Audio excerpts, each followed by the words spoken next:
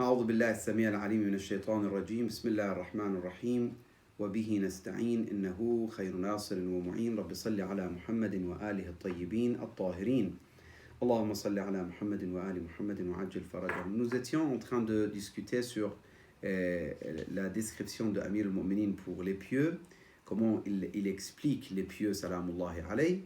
Nous sommes arrivés à cette partie Yamzujul hilma bil ilm wal qawla bil amal. Pour aujourd'hui, juste je termine avec ces deux mots.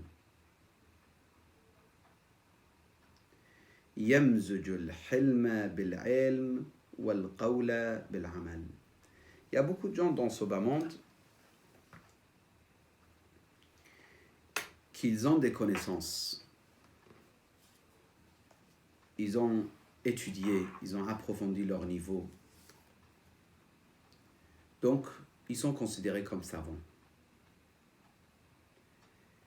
Et il y a des gens qui n'ont pas de connaissances, ils n'ont pas le savoir, mais ils ont des vertus, comme par exemple la patience, al-hilm, surtout avec les gens. Parce que d'être halim, d'être patient, d'avoir ces genres de vertus, d'être à la hauteur dans la société, etc., et de ne pas se mettre en colère, et de pardonner les autres, etc., ce n'est pas en étant à la maison tout seul qu'on peut le prouver, en fait. C'est lorsqu'on sort, on fréquente des gens, on a des soucis avec des gens, on a des discussions, il y a des phrases, il y a des échanges, c'est là qu'on est testé. Il y a des gens, quand ils ont un peu de savoir, ils ont beaucoup d'orgueil. Donc, ils n'ont pas de patience. Dès que tu leur poses beaucoup de questions, ils s'énervent. Si tu leur dis « je ne suis pas d'accord avec votre opinion », ils sont très en colère. Comment tu oses? Toi, tu n'es même pas spécialiste. J'ai rencontré, je ne donne pas des exemples comme ça, que ce soit dans l'histoire, j'ai rencontré avec les textes, ou dans la vie quotidienne, j'ai rencontré des savants qui ont ces genres de comportements.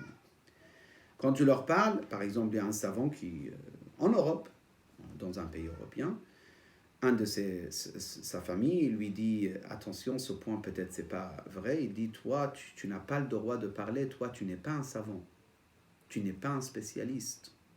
Moi, je suis spécialiste. » Il y a des maris qui s'adressent comme ça à leur femme. « Tu n'as pas de connaissances comme moi, pourquoi tu me donnes des conseils ?»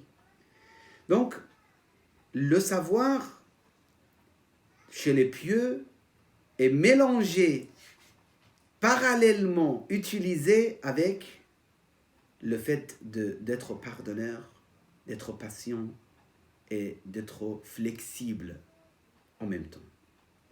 C'est pas il a beaucoup de patience, mais il n'a pas de savoir. Parce que ça aussi, ça existe. Des gens qui sont très patients, etc., mais très généreux, très patients, très calmes, etc., mais ils n'ont pas de connaissances.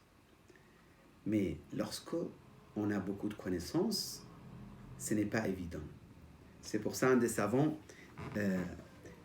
il y a peut-être 70 ans, il est décédé, nommé par Sayyid al-Burgujardi. Lui, il a décidé de ne jamais se mettre en colère contre ses élèves.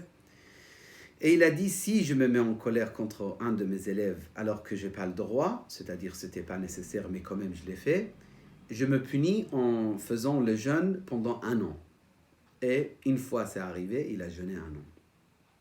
Quand je dis 1 an, c'est-à-dire pas les jours interdits pour les jeûnes, comme vous le savez, Eid al-Fitr, Eid al-Adha, c'est interdit, mais c'est-à-dire 12 mois, il a jeûné. Pourquoi? Parce qu'il s'est dit, c'est vrai, il m'a mis en colère, c'est vrai, c'était très, je ne sais pas comment dire, c'était pas à la hauteur les questions qu'il a posées et il a insisté, il prétendait être savant, tout ça, oui, d'accord, mais moi, je ne dois pas me mettre en colère. Yamzujul hilma bil ilm. Il y a des gens qui apprennent un petit peu la philosophie ou les expressions islamiques, etc. Ça y est, ils se considèrent l'imam par excellence dans les mosquées. Il faut que tout le monde me suive. Personne ne parle quand je dis c'est moi le spécialiste, c'est moi. Ça c'est... Et c'est très triste parce que quand quelqu'un il est suivi par des milliers de personnes, que ce soit à la mosquée ou des fois même devant les chaînes YouTube ou médias, etc., il tombe dans ce piège. Il commence à dire mon avis, de mon point de vue, ce que je donne comme, etc. Et c'est très très dangereux, très problématique. Oui, ton avis, c'est pas grave, tu peux donner ton avis, mais dans le domaine que tu es spécialiste. Et en disant que modeste avis. Pas en disant que voilà, c'est mon avis, je pense les autres, ils n'ont pas compris, etc. Ça, tout ça, on entend. On entend dans le chiisme, dans le sunnisme, dans le judaïsme, chez les chrétiens. Partout, il existe. Partout, où même les chercheurs universitaires, c'est partout. Ils parlent d'une manière comme si c'est le savoir absolu. Et les autres avis, ce n'est pas important. Al-hilm bil-ilm. Al-hilm, c'est pas la patience, c'est pas juste parce que tu dis je pardonne, c'est pas grave. Non, la modestie aussi là-dedans. Il est dedans.